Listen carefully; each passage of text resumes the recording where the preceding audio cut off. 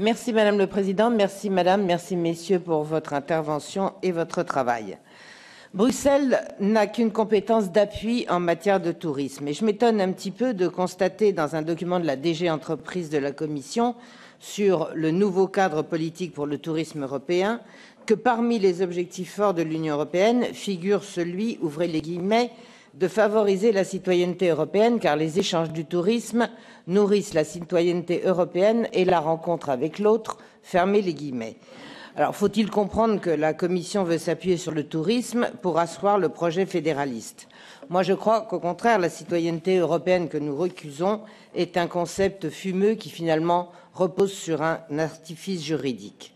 Les touristes venus d'autres continents connaissent l'Europe grâce aux nations qui la composent et pas grâce à l'Union européenne.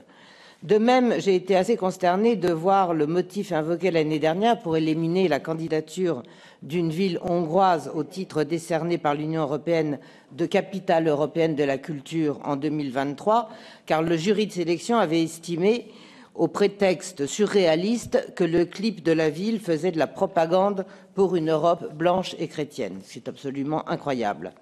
Alors, quelques pistes de réflexion sur des sujets de préoccupation qui, à mon sens, devraient mobiliser aussi l'attention des pouvoirs publics et des dirigeants européens. L'emploi d'abord. Alors que les pénuries de main-d'œuvre dans les secteurs de l'hôtellerie et de la restauration sont réelles, certains syndicats patronaux réclament d'embaucher plus facilement des migrants. Et finalement, pourquoi s'en priver quand l'Union européenne multiplie les programmes d'intégration? Et pourtant, les taux de chômage sont extrêmement élevés dans plusieurs pays d'Europe, dont la France. Deuxièmement, la sécurité des touristes, trop souvent compromise par des bandes impunies.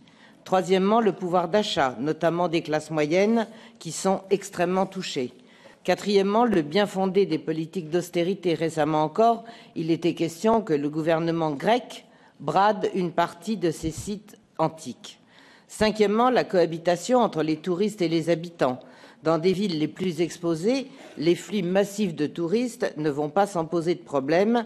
À Venise, à Barcelone, à Prague, le tourisme de masse peut devenir un fléau, et je pense particulièrement aux nuisances sonores, aux pollutions des bateaux de croisière et bien sûr aux incivilités.